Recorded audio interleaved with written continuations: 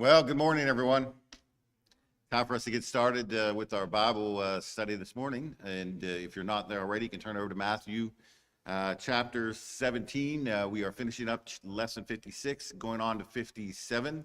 And maybe even get a little further. I say that every time. We never do. But we're going to try. We're going to try to accomplish some good things this morning. But do we have any updates, additions to our prayer list? Good to see the Willises with us this morning. Glad to have them here. Let's see. Anybody have anything else? Updates, additions?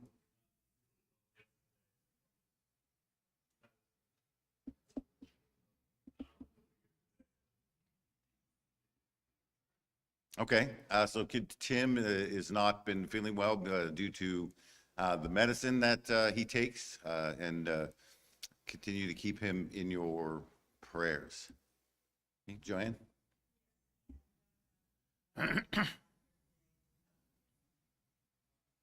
Okay, Ann Juckneth is not here today. She's just not feeling well, under the weather type of thing.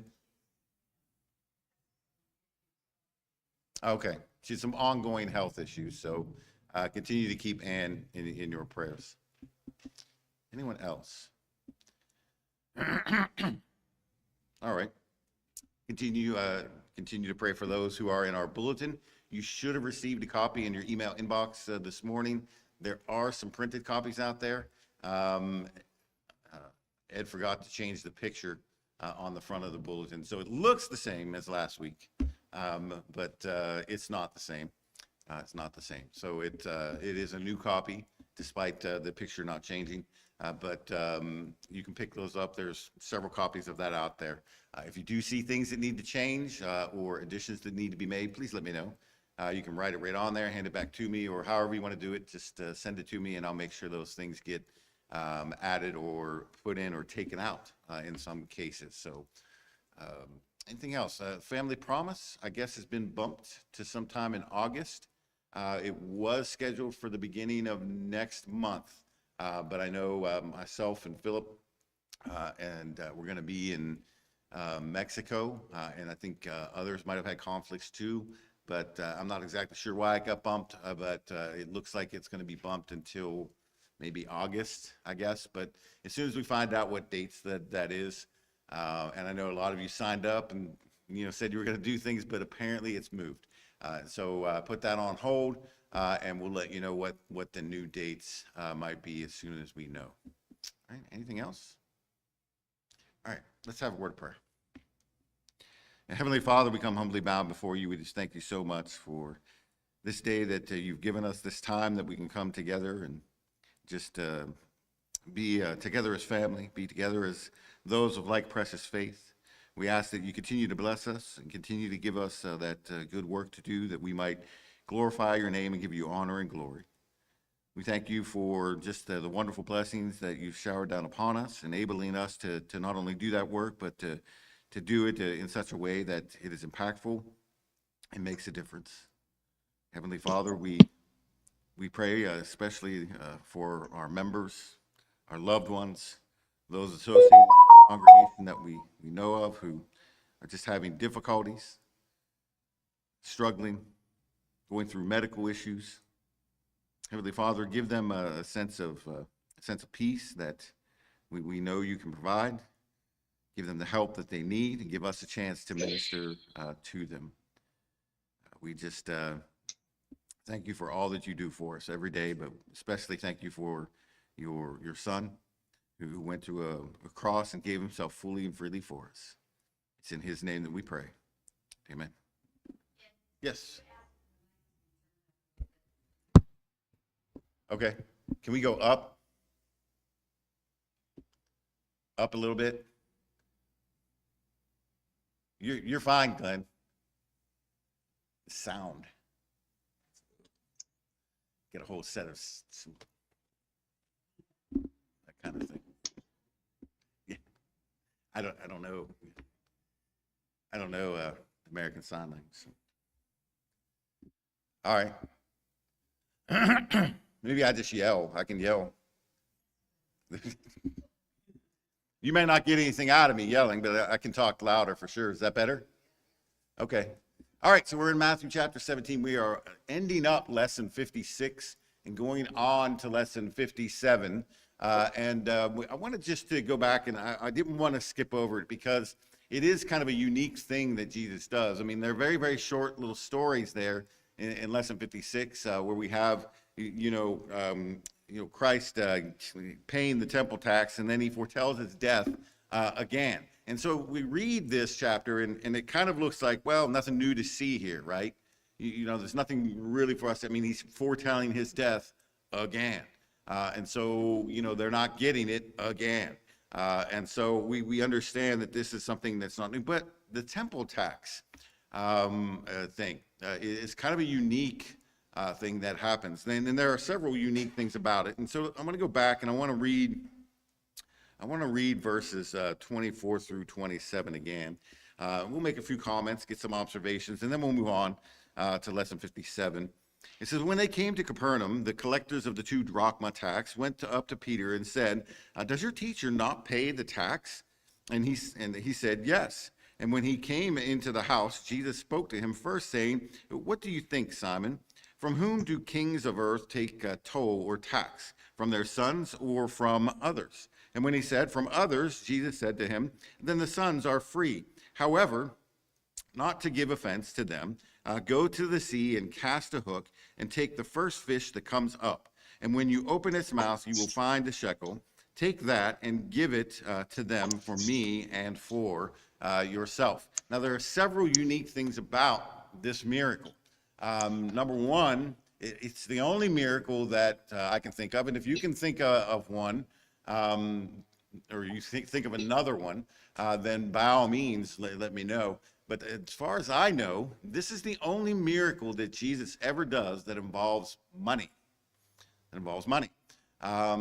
Second of all, this is the only miracle that Jesus ever does where seemingly part of the miracle benefits him personally and directly.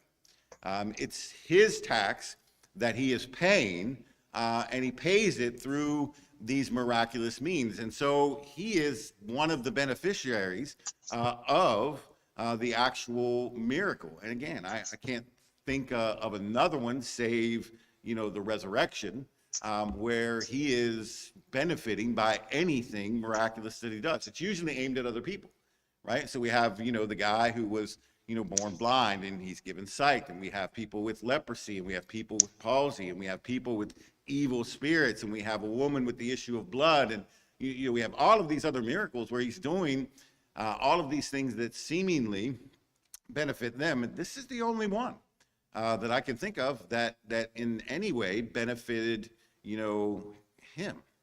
And so it's interesting. It's interesting that, it's the only one that involves money, and it's the only one that actually, benefits Jesus in any way. But it also has kind of this unique conversation that revolves around it. Another unique feature is that we don't know the outcome, right? We don't know the outcome. We don't know, we don't see the end of it. So we see the coin. We hear him being told, of the coin, but we don't see the whole thing play out. And sometimes, and it's unusual for, miracles, because typically, while miracles don't go on and see, well, what became of that person, they do tell the end of that event. As a matter of fact, some of them are quite lengthy. For instance, with the man who was born blind. We know a good bit of what happens after. He's healed and doesn't really understand who did it, then was reacquainted with Christ afterwards, and then the guy is brought in before, those religious leaders, and then his parents are put out of the synagogue, and so we know a good bit about, some of the miraculous things that take place, or in the very least, what the outcome is. For instance, with the 10 lepers that are healed. We're told that they went away, but as they were leaving, they were being healed. And so it's revealed. But with this one, they go, and seemingly he tells them to go and get the fish and take the coin and go pay the taxes, but that's it. We don't know anything more about it. And so it's kind of a story that's just sort of left there without revealing the outcome, to us. But there are several things that are interesting about this. For instance, you go down to that last verse, verse 27. He says, however, not to give offense to them. Go to the sea, and that's when he tells them to go catch the fish and take the money and give it as the tax for you and, I. Who's he talking about here? I mean, who is he afraid to, offend? Who's he afraid to offend? And why would he be fearful of offending them? Is this a matter of, he doesn't really have to do this, but he's being forced to do it, and why would he give up his will in order to accomplish something that, is not really going to benefit him or anybody else? I mean, what exactly is going on here, and what offense would be taken, by anybody, And why is it important? That's a lot of questions, I know. It's a lesson for us not to offend other people. Okay. Yeah. I think that.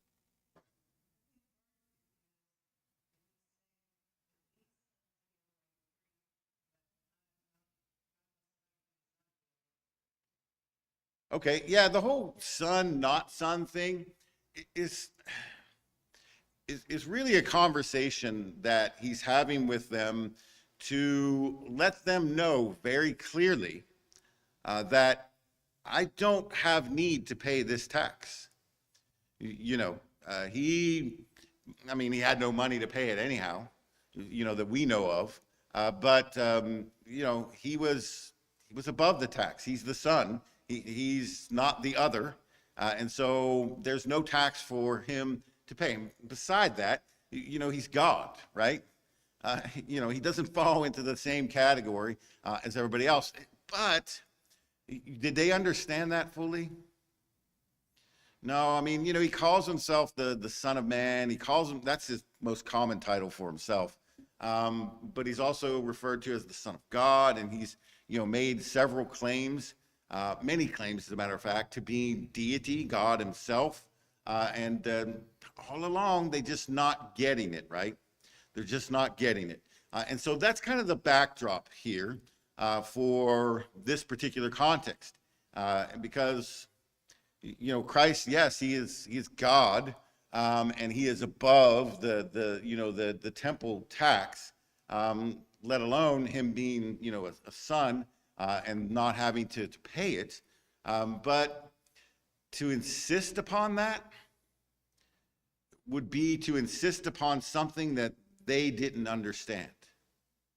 Does that make sense? If they don't understand it and you insist upon it, it's going to cause problems. It's going to cause problems. And after all, what are we talking about here? We're talking about a coin. We're talking about a little bit of money. And so what I think that Jesus is saying is that when it comes to these small things, you ought to be willing to let go of your will. You ought to be able to let go of that and, not do offense to other people. He wasn't concerned about offending them. And I know that sounds weird. But if Jesus were just simply going out of his way at every turn to avoid being offensive to them, then we don't have Matthew chapter 23, do we? Where he calls them brood of vipers, hypocrites, whitewashed tombs, and all these other things. You can go back to John, and John the Baptist is telling them the same types of things. Why are you here? What did you come out to the wilderness to see? He doesn't have really that much good to say about them either, because of, the way they are, conducting themselves. And so Jesus is not necessarily concerned about offending the religious leaders as a whole, right? When they need to be told the truth, Jesus doesn't pull that punch. Okay? When the truth has to be spoken, He doesn't have a problem telling them that your spiritual condition is not what it needs to be. It is not where it needs to be. And so you've got to change these things. So he has no problem confronting it. But when it comes to these small things, insignificant things, a couple of coins that you pay in the temple, even though you don't have to, go ahead and do it. Go ahead and do it. Because you don't want to offend people for no reason. It's one thing to offend people because you speak the truth, although the truth should never be spoken offensively. Does that make sense? Truth in love. We preach the truth in love. And when we say that, we mean in loving ways, using loving words that are seasoned with salt, but don't pull back on the truth whatsoever. But, people can be harsh, unneedfully so. Unneedfully so. Yes, Shirley.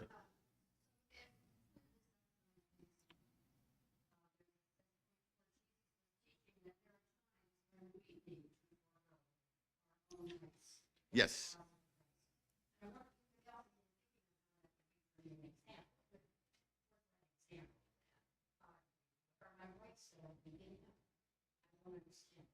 Okay, well, let's do a couple biblical examples, and then we'll see if we can't collectively come up with some pretty good modern examples. Okay, so Paul, to give kind of a more obscure, not obscure, but kind of a, loosely associated one. Paul would refer to this same concept when he talked about his work among the Gentiles. And he would say things like, I become all things to all men in order to win them to Christ. And so the idea is that as much as you could give, right, as many ways as you can adapt to people and, who they are, and walk in their shoes and identify, with them in some way without violating some scriptural principle, you ought to do that. Why wouldn't you if you're trying to help them see the need for salvation? So if that means that, I am going to, if I'm going to not insist upon some, something that really is more personality rather than, moral or character or biblical principle, then I'm in the wrong place. You know what I mean? If it's just something that I don't like, or if it's just something that, I'm never going to go to this type of place, well, why not? You wouldn't go there to win somebody to Christ? Well, I would never talk to a, prostitute and those drug addicts. They're, well, okay, I'm not saying become a drug addict, but, even though it might be hard for you to go to either one of those places and be where those people are, do you want to win them to Christ? Because you're going to have to go there. You'll need to be there and assist them. And so Paul says he becomes all thing to all people. And that one's loosely associated. The other one, it also involves Paul, and it's his writing to the Corinthians. There were Corinthian brethren who grew up eating meats that were offered to idols, right? Now, Paul comes along and he teaches them about the one true God, and, how idols are nothing. That's just a piece of stone. That's just a piece of wood, or that's just a hunk of gold, or whatever it was they made these statues out of. But the problem is they grew up with it. They grew up being taught that this is meat that is being offered to a deity. And when you eat that meat, you are paying homage to that God, right? Now think about this for a minute. This is something that is just as ingrained in them as the deepest principles that you and I know as religious principles. Is baptism essential? Yeah, baptism is essential. Do you have to have faith in order to, please God? Yeah, Yeah, you do. And so we believe those things, and we believe them with all of our hearts. But just as much as we believe those things, these people believed that eating that meat offered to idols was devotion to that God, even though there's no such thing as that God, even though it's not real. And so for them to eat that meat, it would be not only wrong because it would violate their conscience, their thinking, but it would also have the potentiality to lead them back to that, that place where they were offering that meat to idols. Maybe lead them back into idolatry. And so Paul comes along and he says, in the church, there are a couple different types of people. He said there are those who see the idols as nothing and had no problem eating the meat, and will do so even in the privacy of their own home or maybe out in the public. But then there are other brethren who are convicted by the fact that anything eaten that is offered to an idol is going to defile you. Even though they're a Christian, and even though they know there's only one God, it still would violate their conscience. And so Paul gives them two pieces of teaching. He said, number one, when you are, eating these meats, don't insist upon, your will. Number two, don't be seen by, any brother, because you might be influenced, or you might influence them to do something that is going to violate their conscience and sin. And if they sin, then guess what? You sin, because you're the one that led them there. And he very specifically says in 1 Corinthians 8 that you are sinning against Christ. Sinning against Christ. And it's interesting that he puts it that way, but that's what he says. In conclusion, now it doesn't really conclude until way out in chapter 10, but there in chapter 8, he concludes by saying, if eating meat is going to be an offense that causes my brother to sin, then I'll never eat meat again. That's what he says. Now, he doesn't say it's not meat in general. It's meat offered to idols, right? But you got to realize here that we're not talking about, everybody know Trader Joe's? Been to Trader Joe's? Anybody know where the nearest Trader Joe's is? It's way over there, right? I don't know. It's that direction. So from my house, it's a 30-minute drive. Okay, that's not the meat offered to idols scenario. The meat offered to idols scenario was everywhere. It was everywhere. People would take it home. You were invited to a party at their house. There was a celebration for a victory in a battle or some award being given to somebody. It was everywhere. Everywhere. Where there was meat, there was a really high percentage of a chance that it was going to be that meat offered to idols. It was that saturating society. It's kind of like alcohol today, right? How far do you have to walk from this building to find an alcoholic drink? I'd say across the street, across the back parking lot, right? And you could probably exhaust yourself all day just walking this one square block, located in all the places that sell alcohol. Well, that's how inundated the society was in these ancient times, but it was with these meats that are offered to idols. And so Paul says, look, if it's going to cause your brother to be offended, you have the right to eat the meat. You have the right, because there's nothing associated with the meat. Okay, so you have the liberty to do it, but if it's going to cause someone to sin, you should give up that right. You should give up that right. Now, the other brother who's offended, he has a responsibility to grow as well and come to a better understanding of, the meats and offering and God and what it is and, all of that. So he's got an obligation to grow too, but you ought to be willing to give up your liberty. It's just meat after all, right? And it's not all meats. It's just meats offered to idols. And so that's kind of the biggest example I can think of in Scripture. Now, how do we apply that to today? What Christian liberty are we ever called to give up so that someone else may not be offended or be led to sinful things. Yes.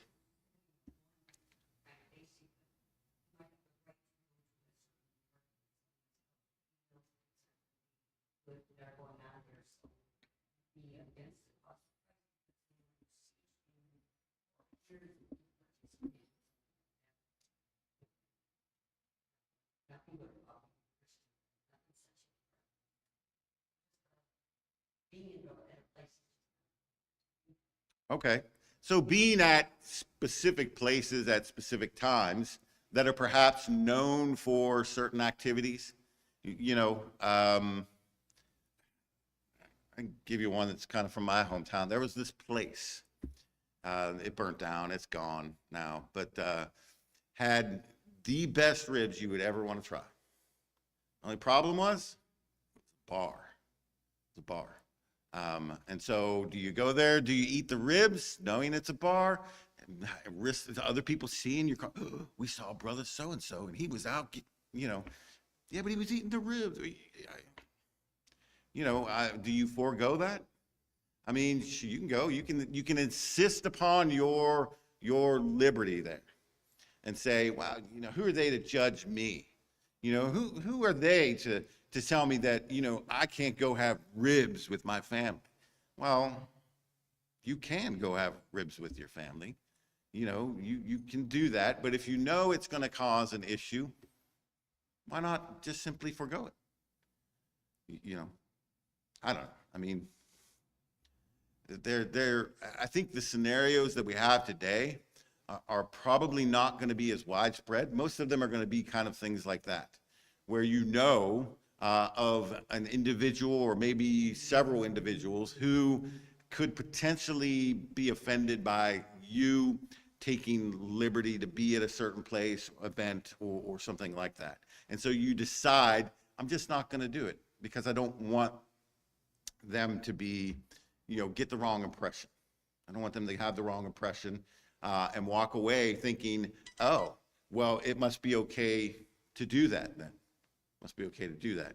And so, I don't know. I mean, anybody else think of any more specific? I can't think of one, like when you have a whole society saturated with a singular practice based upon temple worship, it's a little easier to describe that. But I think today it's going to be, for us, more individual. We're going to have to consider, our scenarios and the cultural norms, today, because, we don't have any practice like that today, I don't think. But, anytime that, we're insisting upon our will, unless it's God's will, coupled with our will, and unless we can say, well, let his will be done, not mine, like Christ did, then maybe we ought to go back and double check it. Am I insisting upon something here that maybe I should be letting go of? Now, the flip side of this is that there are a lot of folks who will, try to insist upon things that are, how do you want to put it? Are the equivalent of what John would write about when he talked about adding to the John would write about when he talked about adding to the John would write about when he talked about adding to the John would write about when he talked. Anyhow, I forget what I was saying. Flew right out of my head. But nonetheless, does anybody have anything more about that? Does that help, Shirley? A little bit? Okay. Yeah, I mean, to insist upon our way, is something we need to be careful. Oh, I know what I'm saying. Sometimes people can be on the opposite side of this and be insistent with things that really come pretty close to either adding or taking away from what God's word has made clear. People who insist upon a specific, doctrinal practice or kind of doctrinal exclusion, You know what I mean? Like years ago, and as far as I know, there aren't many people who insist upon this now. But you had folks who insisted upon no food in the buildings and 1 cup, and we had a name for them, and it wasn't a very pleasant name. Had a name for them, and it wasn't a very So anyhow, you know what I'm talking about. We rest on that doctrine, we sit down on it, and we insist upon it when there's no basis for it. There's no basis for it. And so it ends up being us kind of insisting upon our will rather than us taking God's will and insisting upon, it. And so that's kind of the opposite of this. But anyhow, we ought to be willing to let go of something if it's going to cause a brother to sin. Just like Paul would say, I'm going to adopt certain characteristics because I want to win them, to Christ.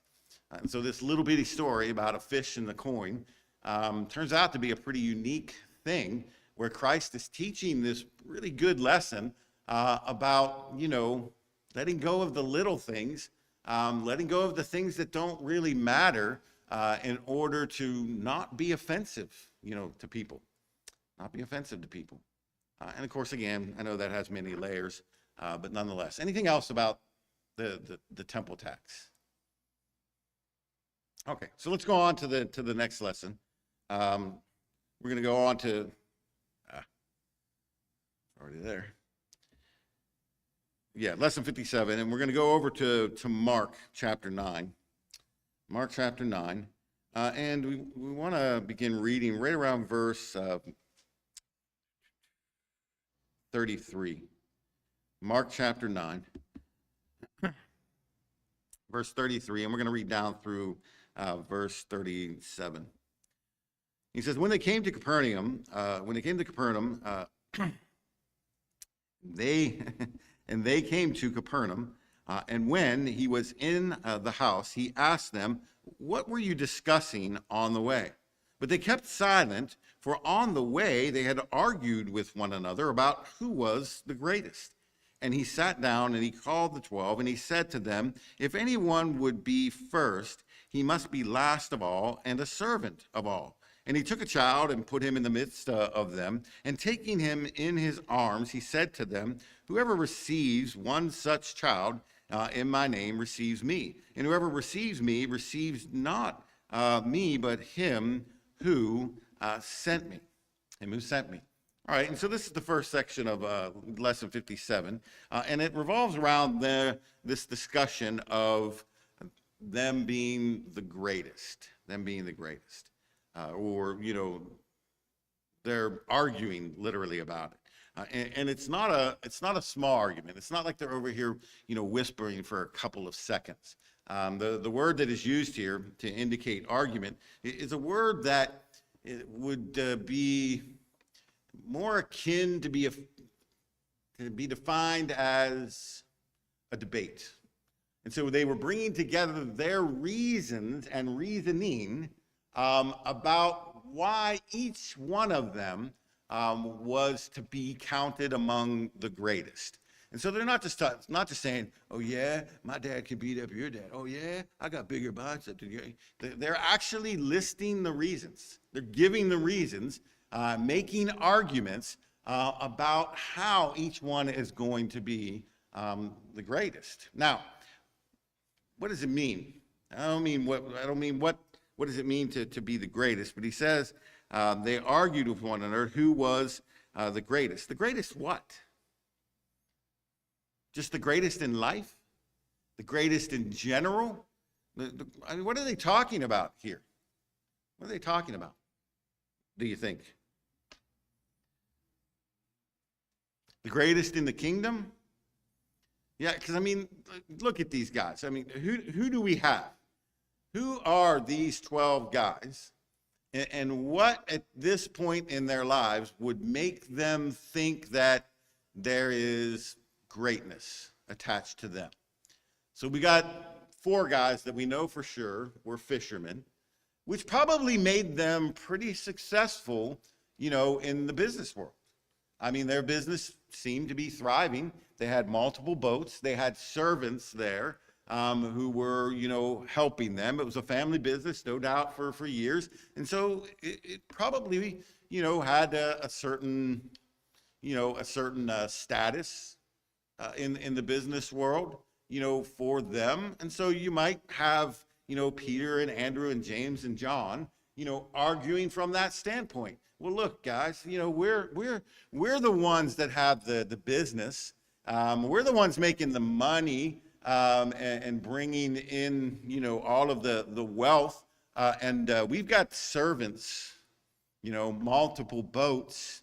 And, you can hear them arguing these types of things. And who else do we have? Who else? And what could they possibly argue?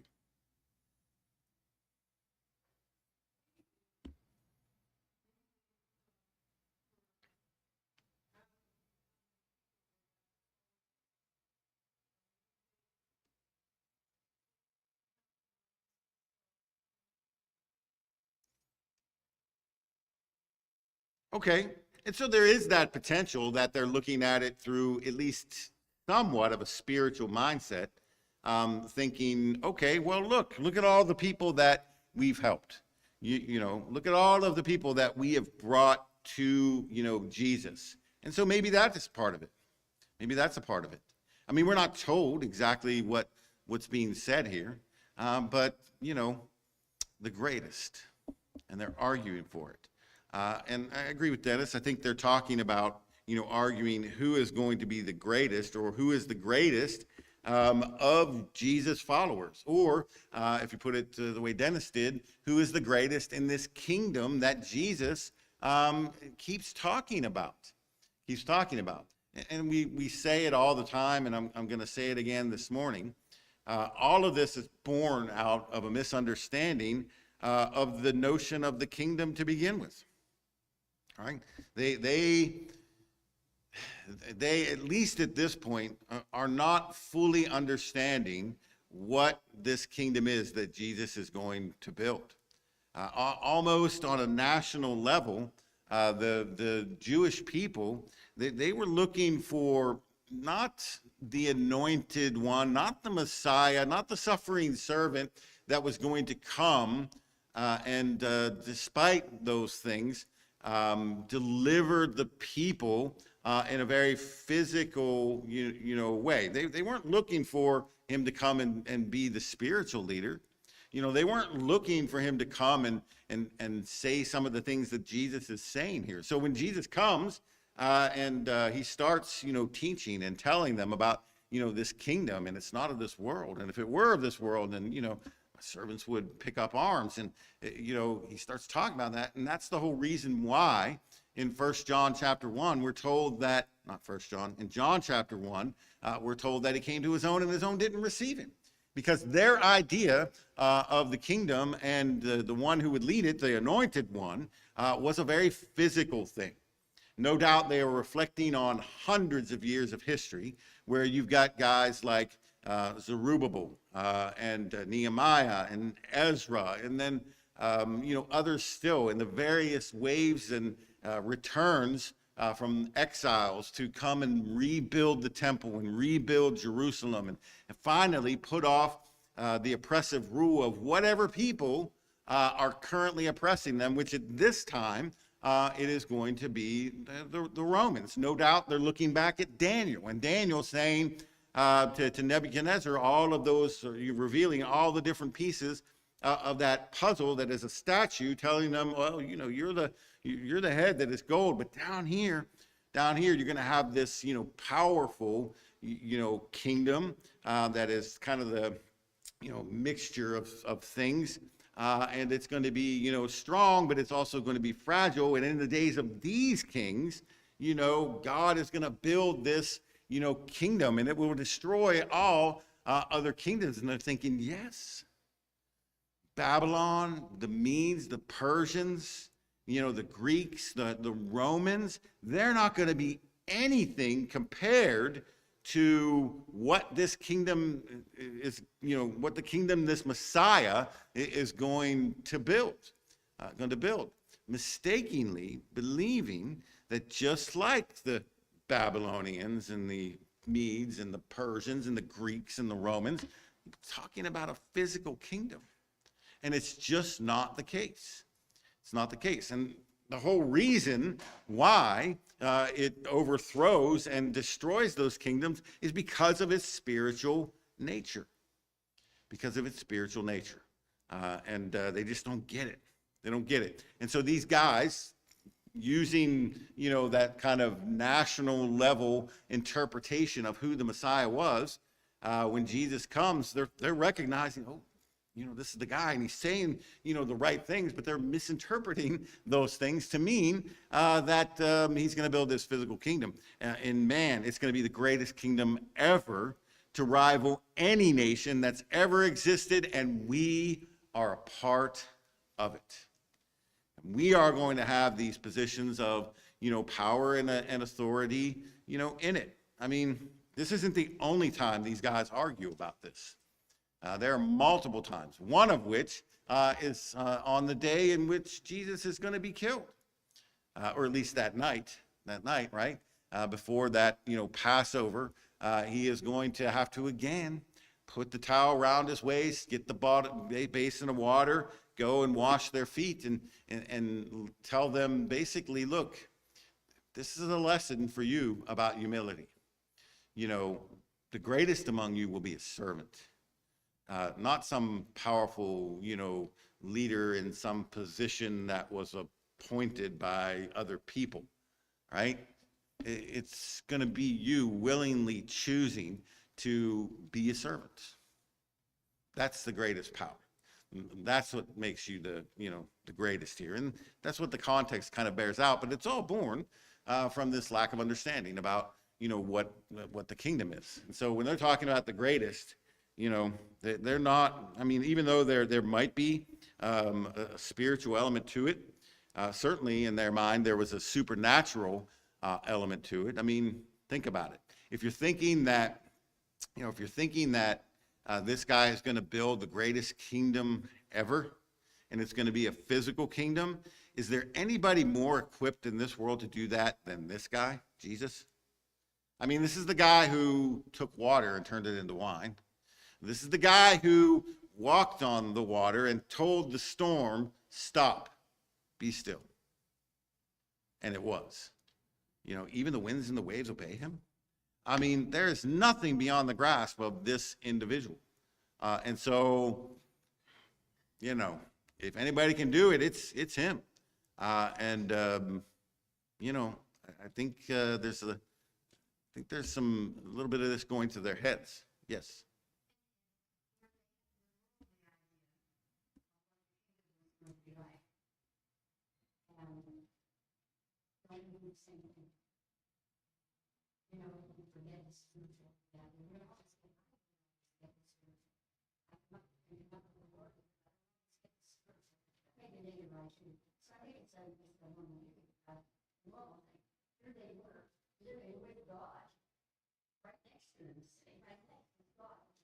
Right.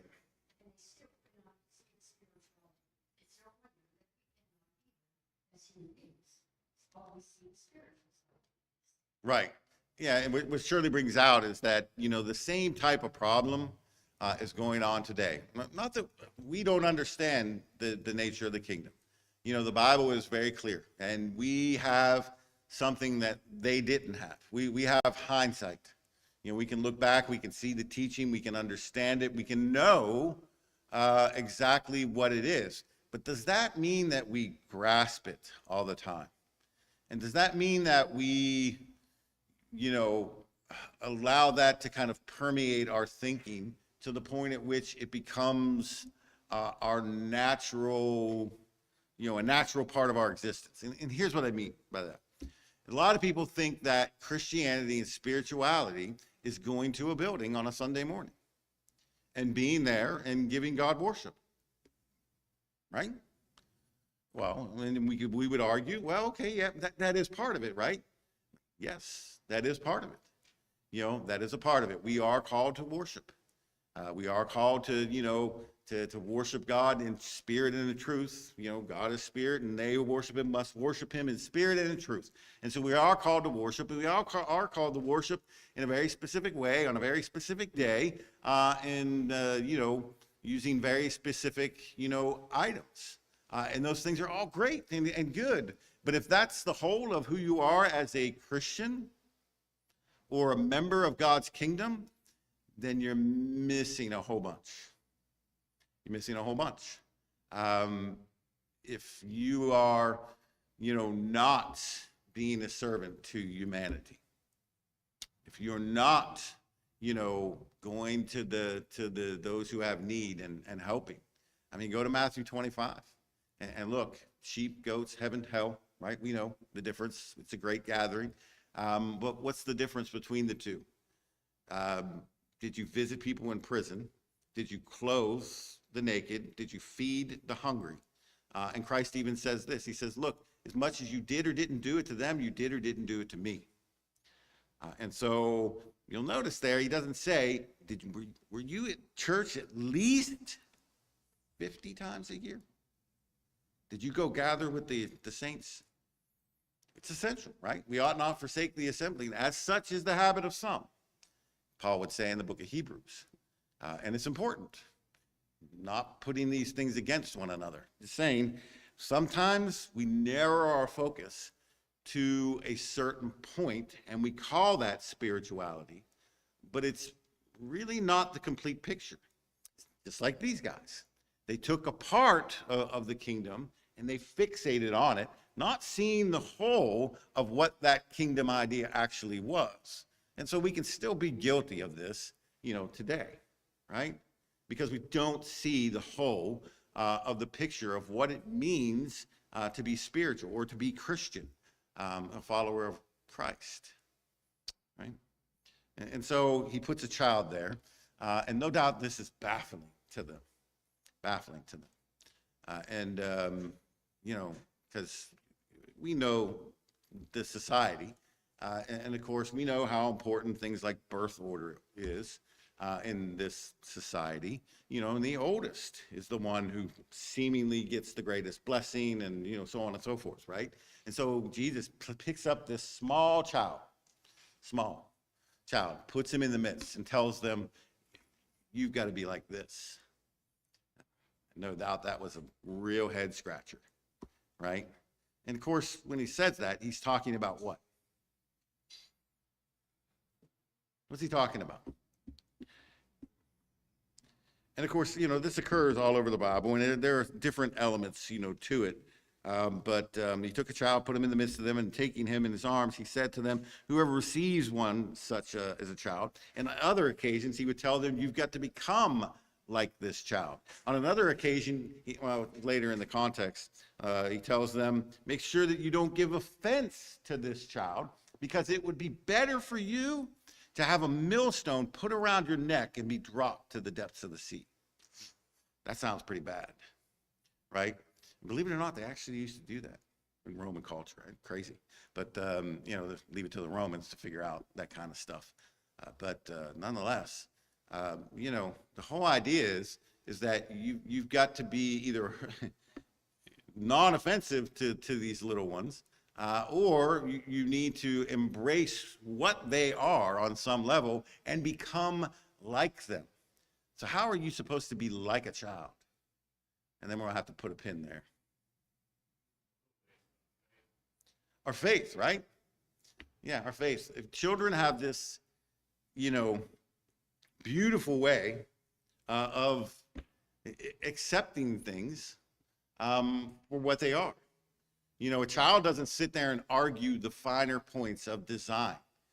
A child sees a picture, child knows somebody drew it, and end the story, done. It's there. We don't have to argue about whether, did it spontaneously appear? We don't have to get into that with the child. The child's just like, there it is. They believe. They tend to believe, and they tend to believe very, rapidly. Not inane things, not obviously wrong or absurd things, but they have this innocence about them that allows them to embrace, these things without having to jump through a whole bunch of, mental hurdles in order to get there. All right. Anyone else? Brenda.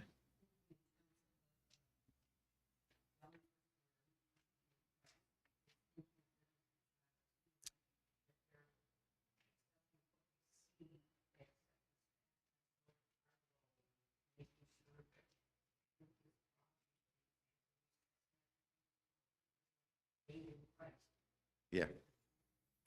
Yeah, you're exactly right. We've got to make sure that, the example is there, for them. But in order to do that, we've got to embrace that fundamental thing about them that allows us to do that second thing, and that is humility. We have to be humble.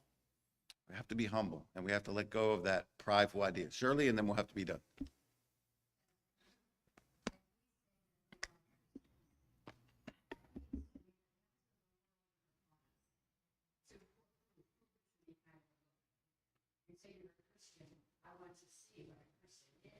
Right.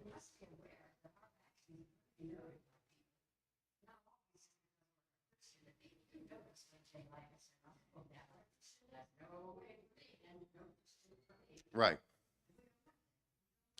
Yeah, you don't want people to be, repulsed by what it is that you do. And this too is all over the Bible. It's like Paul, when he was writing to the Corinthians, told them, look, right now, if people were to come in from outside and look at what you're doing in worship, they would not only say, I don't want any part of this, they would say, you people are crazy. And that's exactly what he says. You're insane. Why would I ever want any part of that? And of course, that God is not the author of confusion. We have all of that being spoken as well. But you're right. We need to be carefully aware of the influence that we exert on people. All right. Appreciate everybody's input, comments. If you didn't get community supplies, they're in the foyer in the back. If you're at home, good time to get